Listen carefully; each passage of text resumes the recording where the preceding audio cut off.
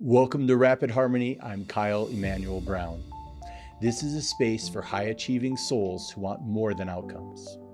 You want resonance, you want truth, you want a life that moves with purpose instead of pressure. Here, we explore success with the soul and direction with depth. We slow things down just enough to hear your own wisdom again. We breathe, we question, we remember the part of you that never needed permission to leave.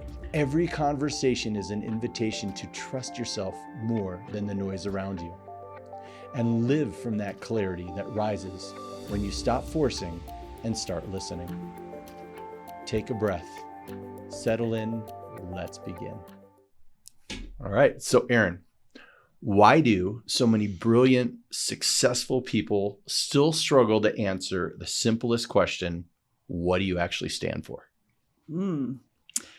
I believe that simplicity is so much harder than complexity.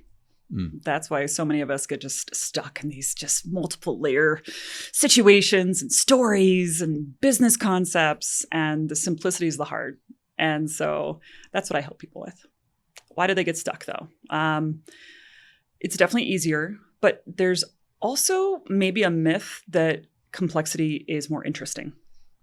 I think we're coming into a time where people are finding complexity very exhausting. Right. And it becomes almost a favor or an offering that we can give to people by making things more simple to understand. It doesn't mean that they're simple ideas, but if they can understand them in a simple way, then they can have their own experience with the information internally and whoever they're sharing with. I love that. I think back to my days as a beginner trainer, and we were studying complex, biomechanics and science. And I would be so lit up and frustrated that I'm studying for the certified strength conditioning specialist with this low pass rate and learning these complex biomechanical things. And then you got Joe Schmo here who went to, a mainstream gym and got certified in a weekend just by showing up. Yeah. And so what we would do is say, well, I want to impress my client by using these complex biomechanical terms to describe them picking up something heavy and putting it back down again. I know. You got to read the room. You got to be like, does this person need the complex answer or do they just crave the simple answer? Right. And what I learned from my oldest brother, who's, in the finance world for a long time, is that he's like, people are paying me to take this complex information and distill it down into a message that I can resonate with. Yes. And I think that's what you've done such a beautiful job with, and bringing it all the way down into shameless plug, just one word, your new book. So I want to give a little bit of your background, which is that you spent 25 years, Erin spent 25 years building social impact businesses and helping over 1,000 founders, leaders, and changemakers clarify who they are and what they are here to say. Now, before creating The Dig, she founded Girls Fight Back, a woman's personal safety education company that reached over 1 million people worldwide before being acquired in 2013. She's also been an organizer and a speaker coach for TEDxBoulder here for 13 years, where she helped people shape powerful talks, books, and transformational messages. And her new book, which we've got here, Just One Word, brings her method to the wider audience and offers a surprisingly simple way to discover your purpose and claim the word that can change the world. One word changing the world. So you're taking Gandhi's "Be the change you want," or be the change you want to see in the world, and say, well, that could be a 10-hour book like his autobiography, or it could be one word. Yeah. Well, and for me, I think it's important to clarify it is a word, but it's so much more than that. That's right. I believe a word actually represents a frequency. And so I want to align people with their frequencies. And I can't talk about this in all settings, but I know this one I can. Absolutely. You can talk about it here. Because I need to translate this to a lot of different audiences. But frequency, I just think, is something that is incredibly powerful to align with. And until we know what our frequency is, everything can be very difficult in life and work and in our messages if we don't know what's really powering it. Right. And what I think is so awesome from, I had you come on in and speak to our community, that we built with Rooted about this one word message. And what we were able to do is take a couple of case studies, pull them up onto the stage, take all of these different things that are complex about their life. And it seemed like in some cases, their left brain would want to give an answer. Mm-hmm. And they're like, it's this and it's this. I'm positive it's this. And then all of a sudden, when they slowed down and surrendered, it was like, it hit them like a ton of bricks that the spider web would come in that all came down to a word that resonated. And it wasn't something that needed to be logically justified, but it logically made sense once you step back. Mm-hmm. It's almost like that feeling of coming home. That is the feeling that I chase. I don't chase like huge goals or success or thrills. I chase home because home is authenticity, and authenticity is my word. And so that is my frequency where I'm always going to be the happiest, most fulfilled, and most successful. I love it. So let's track back to, I want to start with little kid Erin. Mm-hmm. So little kid Erin, what did authentic look like to you? Authentic looked to me like spending as much time on roller skates as humanly possible. Nice. Authentic looked to me like I was very into volunteering, helping people. Very sensitive kid that was just really dialed into people struggling and suffering. Yeah, it was family. It was friends. But it was play. But it was also a very different time, a simpler time, you know. Where'd you grow up? In Schaumburg, Illinois. Yeah. Yeah, I know Schaumburg really well. Yeah, you do. Being a Woodstockian.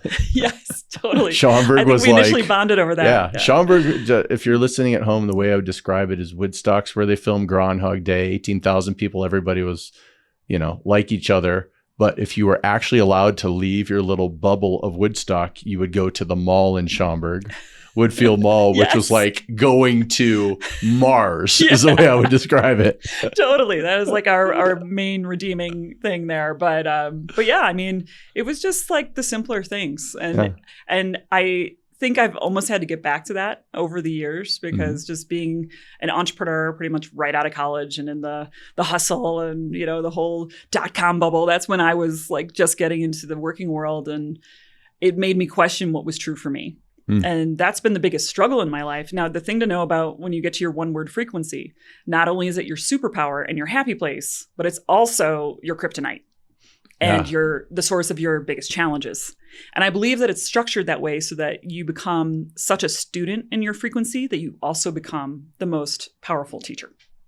I love that. Since your talk, I sat with my one word and I thought it was actually harmony. And then when I sat with it, I'm like, no, it really is self-trust, a nice hyphenated word. And that harmony was the ecosystem of self-trust. And, Rapid Harmony being my business and every little piece that I've created around it. And I started to then see the building blocks of all of these different pieces of my life that seemed completely unrelated and was able to see how they're related. And what was coming to me as I was thinking about things before this interview this morning was that it came with this light and it also came with this shadow. And I'd love for you to expand upon that concept with relation to your one word. Well, first, I want to give you props for choosing something other than harmony. Because sometimes when I work with thought leaders and they already kind of have a brand around a thing or they're known for a thing, it's almost like their brain forces them to like want that as their dig word, even though like kind of everybody in the room, when they talk about it in a dig sort of setting, knows that it's not true or it's not resonant. That's right. So I just want to give you props for that, for pulling the layers back, multiple layers, it sounds like, to understand, well, why harmony? And it's about self-trust. I really like that for you. Can you ask the question again? I forgot. Yeah. So I think for you is what I've noticed with these words, and I noticed it with self-trust. And as I spent the last 3 years writing Total Self-Trust, and it was 3 years of writing because of the light and the shadow that comes with the embodiment of the word. And so authenticity, for example, may be a good example for you because it is your word.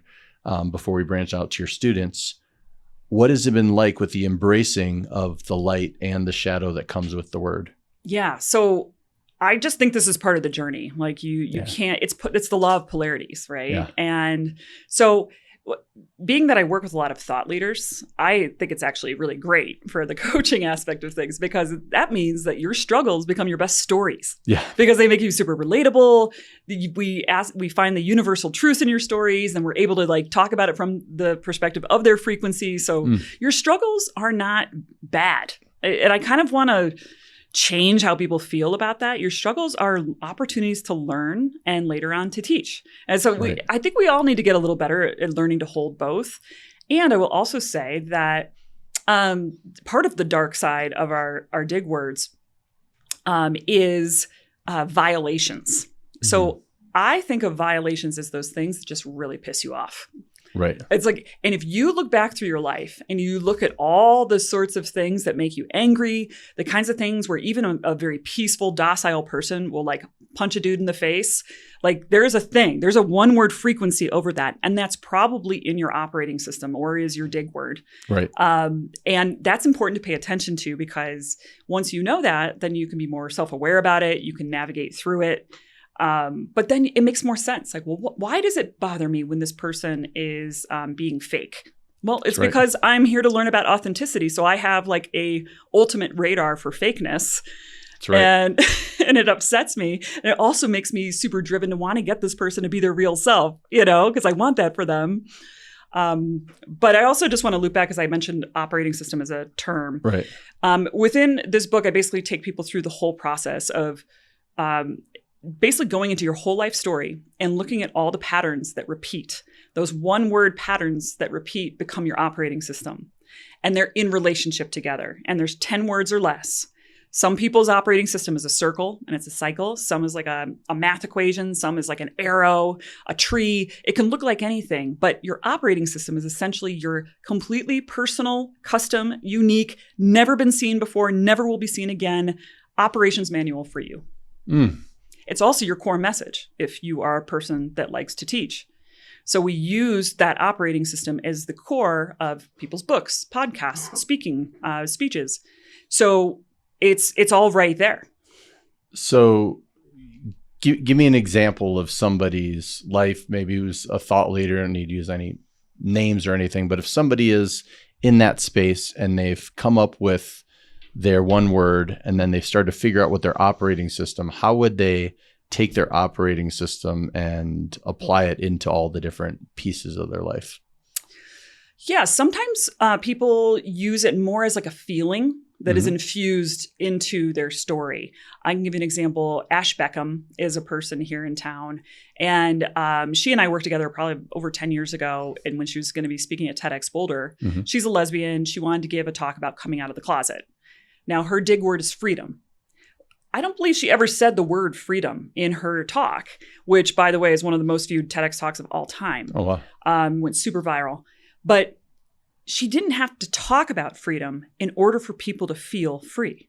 And we used freedom as a guidepost. Every story that we told, every piece of data that we shared, research, personal stories, we infused it all with a feeling of freedom. And so the audiences get it. They get the frequency, but they won't get it if you as the leader are not clear enough to infuse it into the message in the first place. I love that. And then that transfers into any time you are sharing your message, regardless of the medium. Exactly. And your goal is to get that frequency to match those who resonate with that frequency so that you can then guide, coach, teach, help in some capacity, lift those people up. Yeah. And for those people who are watching that are more on the business side of things, your dig word and that frequency is also what sets you apart from other people.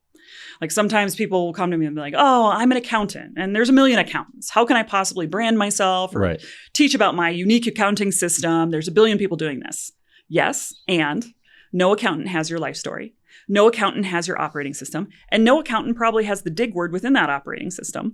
I mean, dig words do repeat sometimes because there's only a certain amount of words, but no one's going to have your unique operating system and your story on top of that. So that's what makes you and unique, and that is your selling point for people who are business people. So was there a moment when you realized, I'm not just helping people speak better, I'm helping them really tell the truth about who they are? Absolutely. I mean, very quickly. I mean, first of all, I was doing this process kind of intuitively. Before the dig? Before the dig even had a name, wow. I was doing this. And I had just a massive spiritual awakening in 2012. It was really around the birth of my daughter. And one of the interesting things about the chapter before this was as you mentioned in the intro, that I founded a company called Girls Fight Back, which is a women's safety and self-defense organization. And the reason I founded that Girls Fight Back organization was because one of my best friends from college was murdered while fighting off an attacker in her apartment.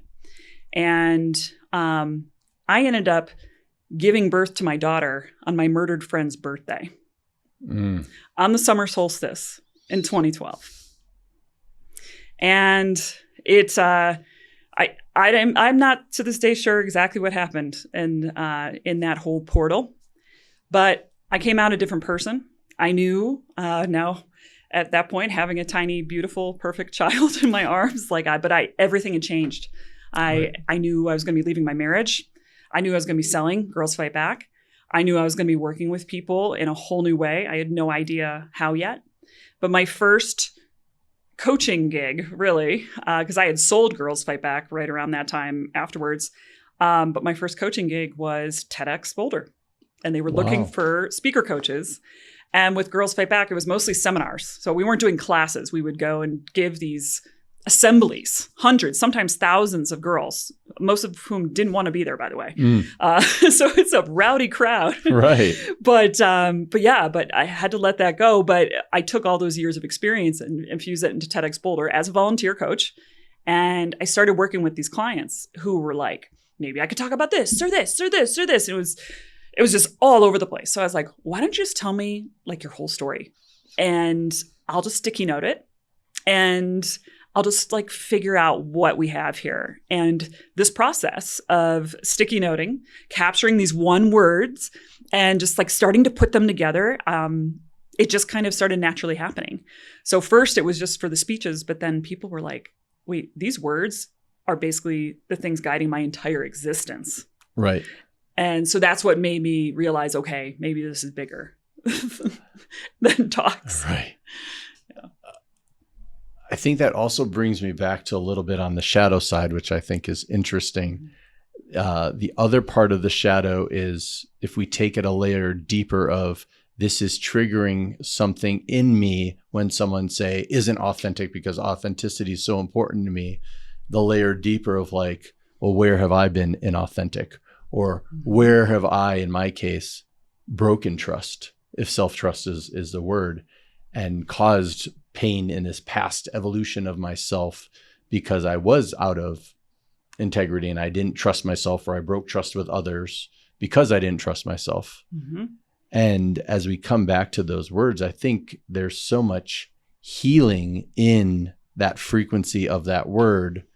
And to me, part of healing isn't just the healing with others. It's starting with the healing within yourself.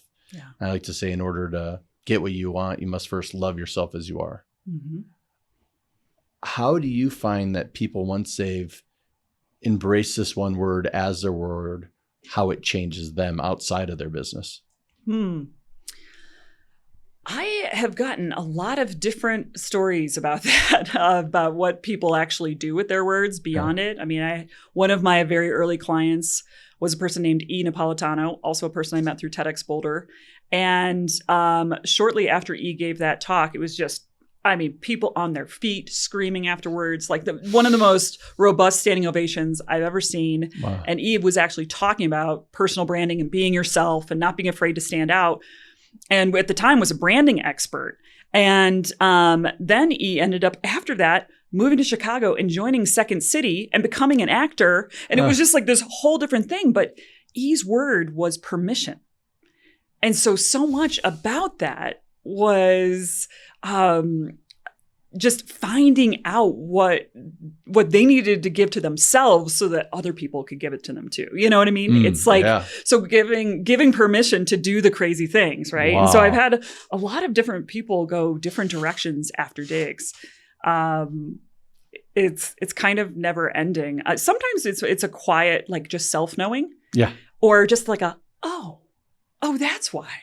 Right? Like I have another client whose word is see, like SEE, and she lives down in Telluride, and she's just an incredible visionary. She sees things before they happen, but she just never knew what her actual superpower was. She's a business coach now. She used to be a very successful entrepreneur. But once we got to her word, she was like, oh, that's what sets me apart from every other business coach. But also in her personal life, which is what you asked about, like she saw a whole new way to live. She went from living in Boulder, running a business, doing the thing, to buying land right outside of Telluride, becoming a farmer. They have cows and chickens and greenhouses. And I mean, she's just built the whole thing off of like YouTube videos and in a vision. But I think sometimes when we get the clarity of what that one word is that we're here to learn and teach about, we can really focus on it and embrace it. And when you do that, you become the ultimate expert. How often when people discover their one word, do they get scared? Often. A lot of times people hate their dig word or they resist it. The event you were talking about when I basically led this dig with a bunch of people in the room was really cool. Yeah. Because I was basically just like having people go through the process, stand up and share what they're thinking their word is. And then the whole room was kind of helping them, which was super rad. And I was facilitating, but the whole room was contributing. And you could tell the people that were in resistance. Yep. You could I'm remembering one gentleman in particular, and he really was making a case for this one word. And everybody's like nobody was feeling the resonance. No. But then he said this other word, and then I highlighted that he said the word, and the whole room was like, oh, that's the word. Yes. And then he was like, no, that can't be the word. And I just like let him be with it, because I've learned sometimes people just are really afraid of their word. They're stressed by their word, or they've built so much of their life against that word that it feels like too triggering. Right. Like I can give you an example of that. A woman named Jennifer Brown in New York City, she owns a diversity, equity, and inclusion company. So she consults with these big companies on how to just be good people, right? Yeah. And her word was power. She's like, I do not want that word. Right. She's a gay woman. She's just experienced a lot of oppression herself. And she didn't want to have anything to do with power. But that's the perfect word for her. That's right. Because she's navigating power. Right. And she becomes like the Trojan horse in that world. And she can reframe what power means to her and take the power back of the word power. Exactly. Wow. That's powerful. Yeah. Pun intended. Why do you think that these smart, successful leaders can struggle so much to say what they actually stand for? Sometimes they don't know. Like they know what they're good at. And they know what they have expertise in, but that's different than what you stand for. I talk a lot in the book and in my talks about 3 C's. It all starts with clarity. Right. If you can get clarity, and that's what the dig process is all about, is to help you get the clarity. If you can get that clarity, the next C is confidence. You naturally are going to want to share it. You're naturally going to be just organically spreading the message about it. And that confidence turns into connection. Yeah. So I almost see these as 3 stair steps: clarity, confidence, connection. And once people really are taken down all the way to clarity, I find that most things unfold on their own. I want to dig into that second, dig in, pun intended, that second C, confidence. So as I was receiving the information for my book, Total Self-Trust, I was looking at confidence through 2 different lenses. And the distillment was ego-driven confidence and soul-fueled confidence. It seems like what the dig does, and getting that frequency of the word, is it aligns you with that soul-fueled confidence. Yeah. It's that feeling of, I know who I am. Yeah. When you can say that, and then when your message also has that level of confidence, I know what I'm here to say. Right. I mean, it's just the connection is inevitable. So often, because it's not an ending story, right? It's not like I got the word, I got my message, I got my clarity, now life is easy. Yeah. It's never ending. We kind of want, and I feel like that path is the spiral where we constantly keep coming again. It's these new opportunities to embody our learnings. where do you see that fits in with the one word and the frequency of that opportunity to constantly now embody more and more of that word? Yeah, it's never ending. I mean, this self-work stuff, right? Yeah. One of the tools that I teach in the book is called a grounding question. And the grounding question is a simple question that you can ask yourself to almost zap yourself back into the frequency of your one word, especially when you're triggered or stressed or whatever. So, for example, my word is authentic, but my grounding question is, how real do you want to be? Oof. I love that. Yeah. How real do you want to be is also the recurring punchline of my TED Talk. So that's a good example of how something that I ask myself every single day to keep me in my authentic frequency also becomes my message that becomes a tool that other people can use too.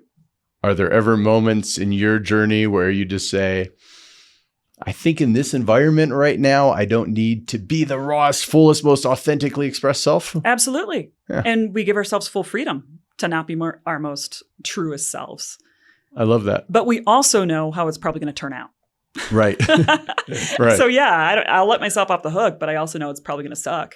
Yeah. Yeah. I think sometimes there could be also, I like the range of a question like that where it's not yes or no. Like I'll give you an example. If I was using the word authentic and saying, I'm at this party right now. I'm coming because I respect the host. I'm looking and feeling into the energy of the room. I don't want to just bow out because I'm thinking about we, but everyone expects me to be either a sportscaster or a meteorologist. How's the weather? What do you think about the abs, for example? Yeah. Where it's like my deepest, most authentic self is going to want to drop into the deepest level conversations, but I can play in the shallow end of the kiddie pool today because it's in honor of the person who invited me to the house. Mm-hmm. So there, I feel like you're also giving yourself permission to do this in a way where maybe it won't fill your cup all the way, but it's not going to destroy you where you're like, well, my name is, Tiffany, and I'm actually, an S&M practitioner, and you're just lying about who you are in the environment. Yeah. Well, I mean, and there's always going to be these certain scenarios that don't feel great to us for one reason or another. However, I also think they're all opportunities for us to lead. Yeah. To show people another way to be. Because frankly, I think a lot of people get caught in that whole how's the weather thing. Right. Because they just have never had it modeled any other way. So maybe you have to go first. I got to this place where, I asked Soaring Blue Eagle, who's one of my mentors, when do you know that you become an Indigenous grandmother? And she said, where you look back on your shelf and you realize you ran out of fucks to give. and I feel like in many ways I'm becoming that Indigenous grandmother where it's just kind of like, I'm going to show up as that authentic self and I am going to go deep. And if that person needs to excuse themselves to the bathroom or whatever because they want to walk away from the conversation, that's okay. It's just not in resonance. Yeah. And I think in most environments, there's so much freedom that comes from living in alignment with your truest self, which to me then in this case is the frequency of the one word. Mm-hmm. And it gets so much easier if you apply that to business is like, if I'm in frequency with my one word, I don't have to remember what I said to somebody because I'm not trying to sell them something. I'm seeing if they align with that frequency. Yeah. How would you say that works based on the embodiment of the dig then in your life and in your business? Yeah. Well, if I can just go back a minute, I was just noticing, my dig brain got turned on. I was noticing how you bring up that story about the grandmother and not having fucks to give. Yeah. I also feel like that could be part of your work around the self-trust because no fucks to give requires a lot of self-trust. Total self-trust. Because fucks to give means that you're sourcing validation from other. Yeah. Self-trust is sourcing it from self. Right. So I think that's cool. I love that because I think a lot of people misinterpret no fucks to give or unfuckwithable, that idea of you don't care. Mm-hmm. And I think what it means is you're being the change you want to see in the world. Yeah. Is it's actually the opposite. Is like, I actually do care what you think because I want you to enjoy your life because you are a reflection of me. So I want to be my best self because it will help me, it will help you, it will help everybody around. And I'm giving you this teaching moment opportunity to embody your best self and not be this facade that you're showing up as to this party. Yeah. And a lot of times it's not only distilled down to one word, it can be no words. It can just, I remember for myself as an interesting example of frequency without word is after I sat with Bufo the first time. I would hop on a Zoom, my client would get on, and often the client would just start crying. Wow. Because they're just feeling into this frequency that, on Hawkins scale was much closer to, if not enlightenment. And before even words would come out, I would just kind of sit there totally still, and it would shift their frequency. Bringing it down to actually frequency then becoming words. It seems like when you find that word and embody that word, it can shift others' frequencies. Absolutely. And when I work with people in the speaking realm, I feel like I don't teach public speaking as much as I teach them how to manage the energy of the room. Oof. And the way that you do that is that you know your frequency and you emit it. And what other people, as you're naming, what they naturally do is they will want to match your frequency. If they're actually trying to make a connection with you. Some people aren't. If they want to connect and they feel a resonance with you, they're going to try to meet you where you are. So since most of the people listening to this are this high achieving conscious entrepreneur, some of them are getting on stage speaking.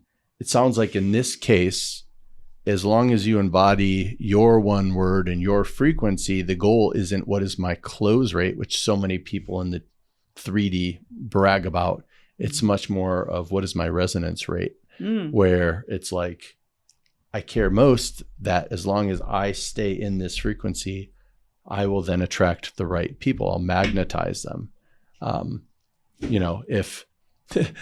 If I get up and I speak and I'm not being authentic and I'm not speaking in alignment with my frequency, I could get people saying, I want to work with you. And I could be feeling like, oh my God, I don't want to work with you in my own head because I wasn't, I was focusing on closing or selling or manipulating those individuals. Right.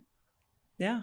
That happens all the time. Like even dating is another area where if you are just trying to impress someone and maybe they are impressed, but they're impressed with someone who's not you. Right. Does that work in your favor? God, no. And that's why we have a lot of problems in that realm. Right. That's a great point. Yeah. You could go bankrupt really quick. Yeah, if absolutely. You portray the image of, I'm a billionaire. Yeah, totally. That's awesome. When are we going to the Maldives? Let's see.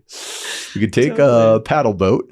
Totally. And even just the cost of just energy of just doing activities you don't like to do or talking about topics you don't like to. I mean, oh God, who's got time for that? Listening to music, which is frequency that you can't stand. Oh yeah. No. Right. And then there's the evolution of that. So I know we all evolve and we change our musical tastes in some capacities, who we are, our identity. Do people's one word change over time? Have you seen that? It does not. Oh, that's fascinating. I want to hear more. Yeah, it has not happened. And this is under the situation of, people I've worked with one-on-one. Yeah. But what I've found is that people have their one word, and that one word is a lifetime assignment.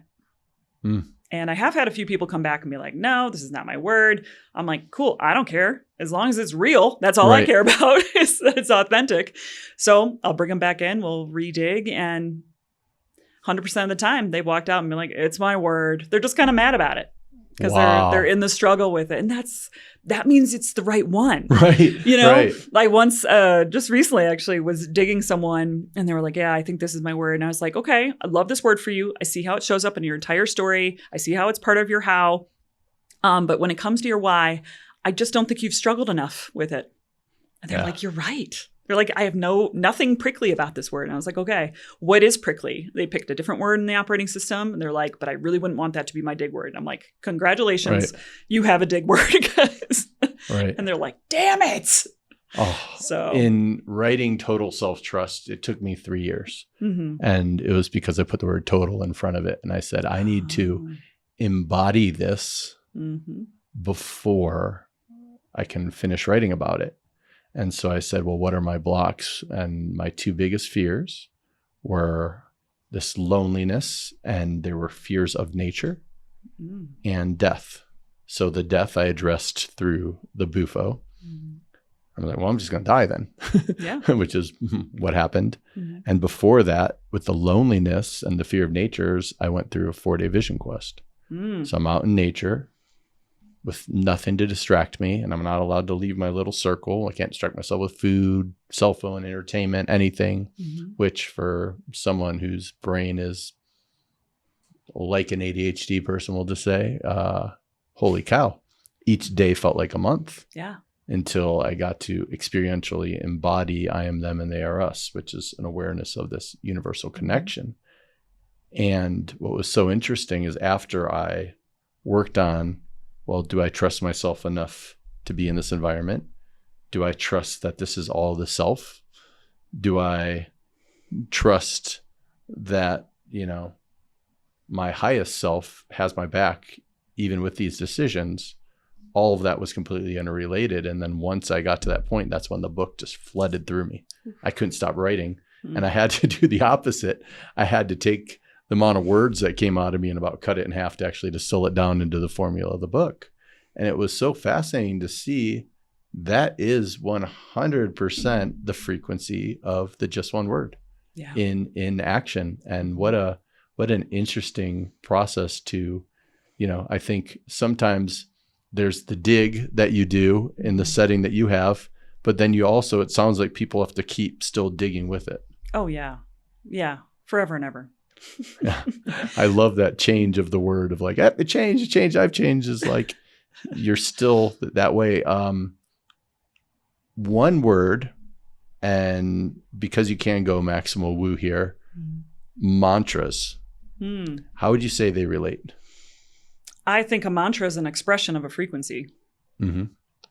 So like I have a mantra that I say every time before I keynote, and it is use me well. Use me well. That's beautiful. I really see messages coming through us in any format as just kind of, we're the channel for something that could help someone, and so use me well. But if you really drill that down to the frequency of it, I think the energy is channel or serve, something like that. And which is very important to me. And it also sounds like it's part of the authenticity, the way you described you as a kid. Yeah. As an empath, so with the servant's heart. Absolutely. And I don't work with clients who don't have that. Yeah. Like I'm always very upfront with people on our discovery calls that like there's a lot of people who call or, I hear you work with all these viral TED speakers and blah, blah, blah. And it's like, okay. And that happens a lot. And let's check our why behind it. Right. I'm not saying that's a bad thing to just go for numbers. Right. There's, but my approach is more of the authentic path and for everybody's benefit. And I also just want to say about the one word not changing, if we could go back to please. I know I'm totally ADHDing your whole interview here, but you're ADHDing an ADHD person, so this is perfect. But what I wanted to say is the one word is not limiting. Yeah. And sometimes I think people think of it like, oh, one word for the rest of your life does that feel like wearing the same pair of pants for the rest of your life? No, it doesn't. Because it's the one word that gives you some kind of framing in this huge, crazy experience that we call being a human. And it gives us an opportunity just to learn and to grow and to shift and to evaluate things, but through a lens of something, versus just an absolute free-for-all. So I think there's a lot of liberation in it. I love that. And I think perception's reality, and the frames that we put around the meaning of a word can give it completely different experience. Yes. I'm going to bring this a little bit weirder for a second. So different languages, words are really known to have their frequencies versus English of the words, there's little less structure versus something like a Hebrew, for example, or even Latin. So have you seen anyone have different things that happen when they go to a translation of their one word?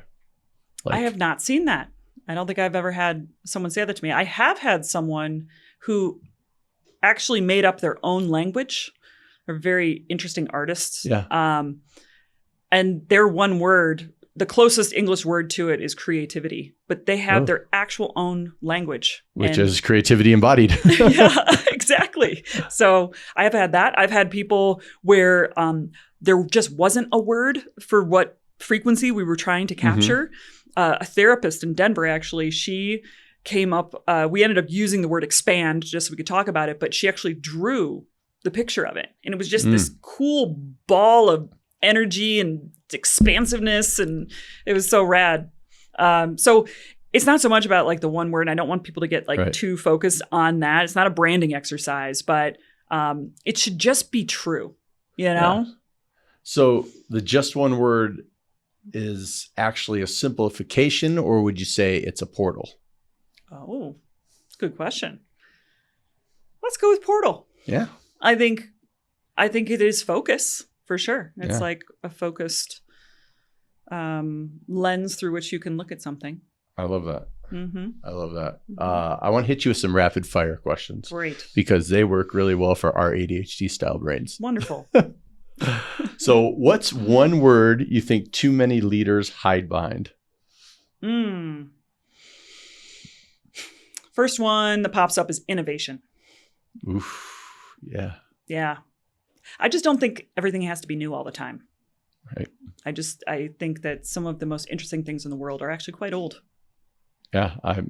I work at that nice little mix of ancient wisdom, modern neuroscience, and peak performance. Exactly. So sometimes it's, not just making it new, but in some cases it could be making it more useful for that individual. Yeah. Nice. What's one word you wish more people had the courage to claim? Well,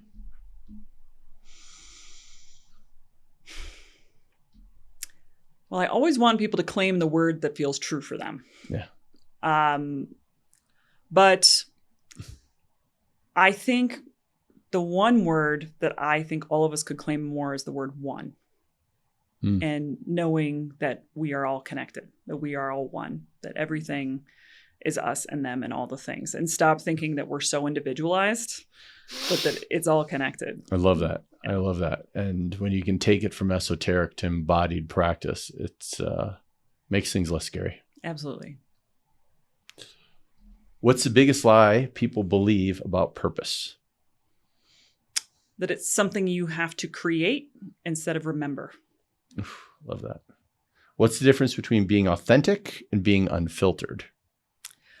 I gave a whole TEDx talk about the difference between transparency and authenticity. Ooh, I like it. Because I find that question fascinating. Yeah. Being unfiltered does not mean you're being your most genuine self. Yeah. I love that. Like sometimes you're being the worst version of yourself and saying, I'm just being honest. I'm like, well, you're actually not being honest. You're just being your shadow. Yeah. Yeah. What's one sign someone is speaking from truth? I think you can feel it. And we need to trust ourselves more often. I love it. What's one sign someone is performing clarity but doesn't actually have it? Probably what the outcomes of those clarities are. Yeah. And are they aligned with what they're saying? What book, practice, or teacher changed the way you understand purpose?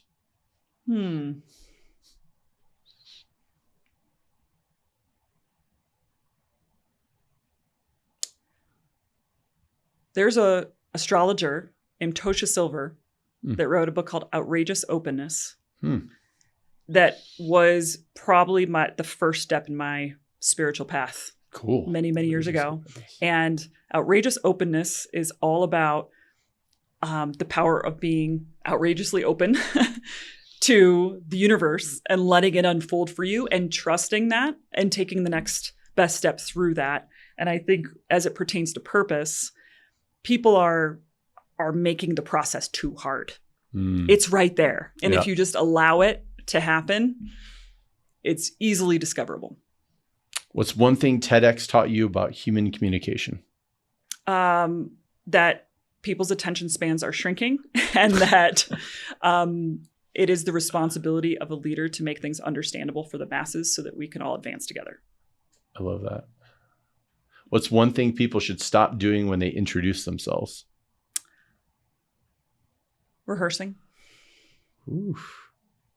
I love that. I feel like when people are saying I help people this, they don't feel in resonance usually. Right. Well, you can tell they're talking from their head. Yes. Not their heart.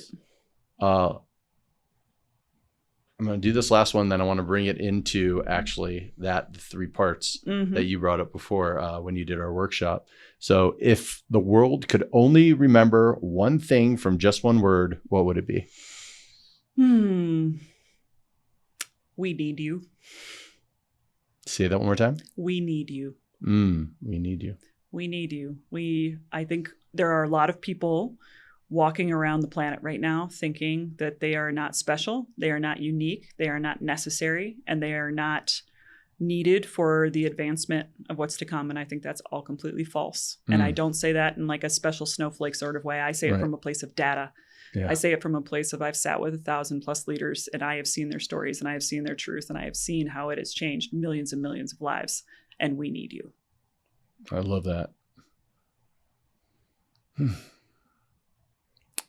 So I help people in general get out of their head and into their heart and get that alignment. And I want you to maybe expand a little bit about how within the dig you get head, heart, gut coherence. Maybe explain a little bit about what that means to you. Yeah. So head, heart, core is something that I have taught for a long time. There's a whole chapter in the book on it because I think it's kind of like a foundational practice. So the whole theory is that we all have 3 truths that are running at the same time all the time, but we're usually only tapped into one. Right. So some people who are head people, they're more data people, facts. People that are more heart people, they're crying at commercials. People who are core people, they're just always writing business plans, always coming up with ideas and never executing, telling people where to go, what to do. Right. They're vision people. So it's I think, I feel, I want. And so when we have these 3 pieces and we acknowledge A, that we all have them at all the time, or all the time on any topic, really. Right. And B, that when you put all 3 together, you have the most full expression of your truth. And that also is a very quick and easy way to connect with anyone when you share it. I love that. Yeah. I think, I feel, I want. And keeping them in connection. And going in that order. I mean, a lot of times people are like, oh, what if I start with I want? And blah, blah. No, don't do that. And here's why. Because there's a trust building order here.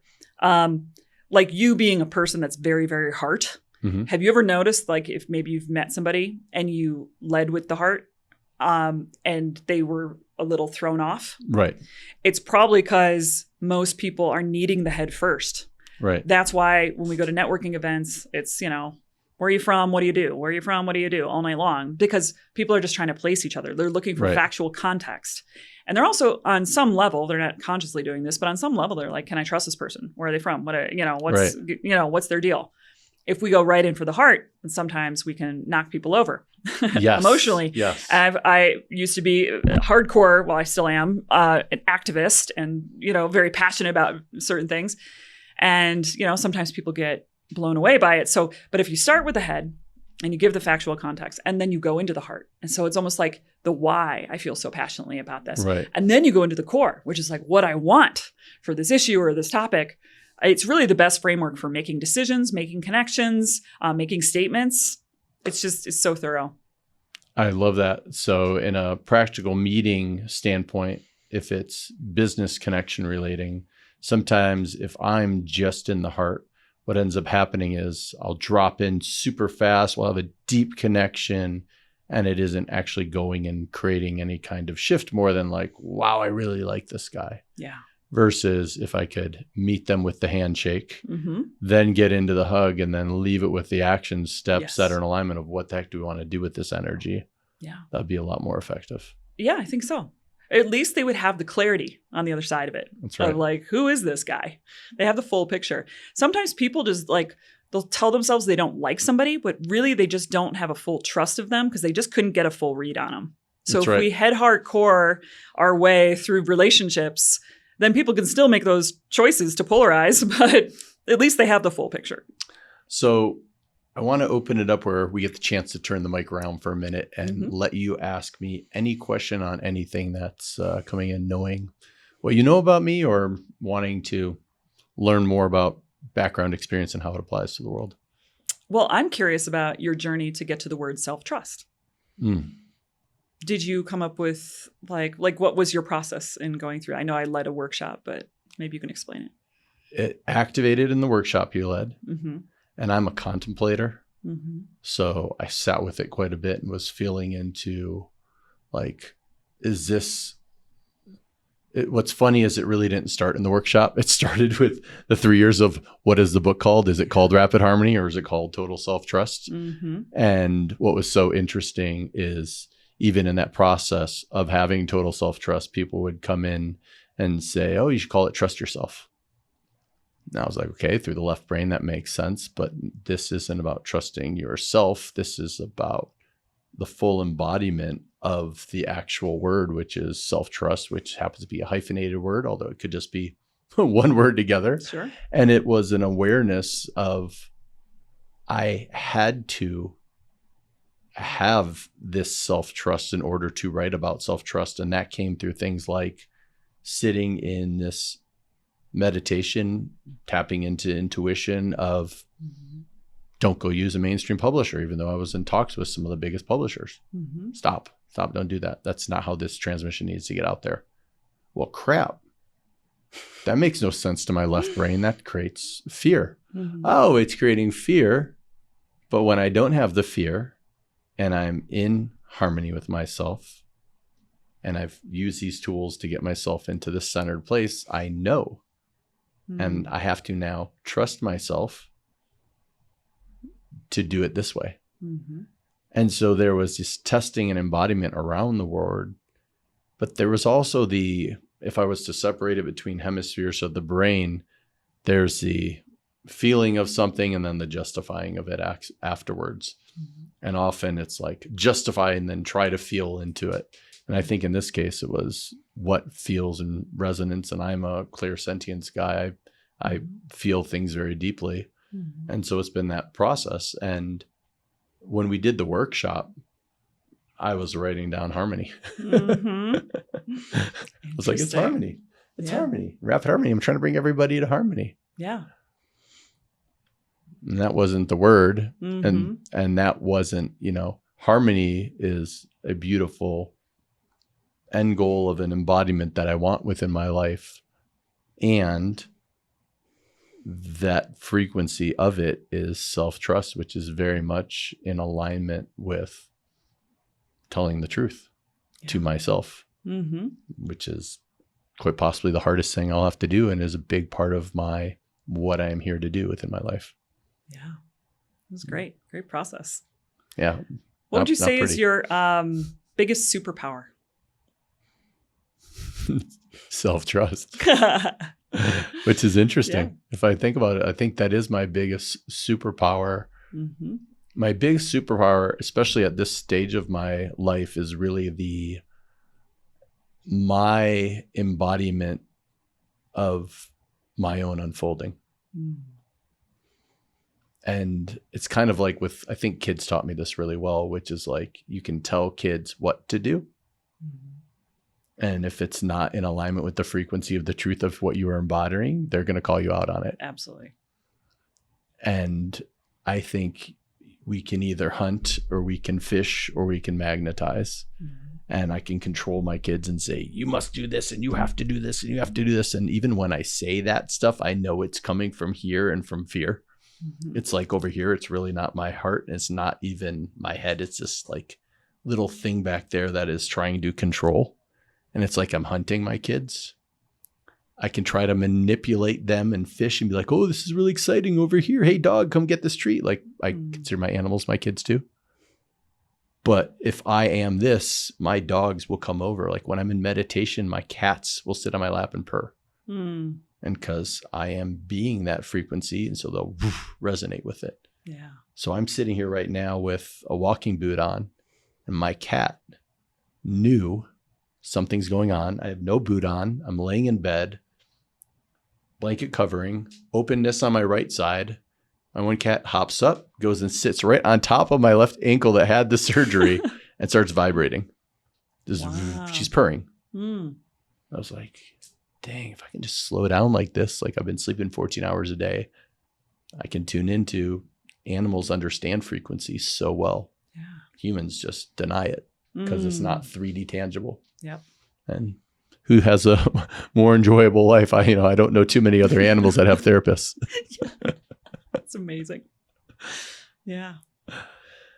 So I want to round this out with an idea of what does harmony mean to you? So based on your experience and getting into the one word concept, what does harmony and the frequency of harmony mean to you?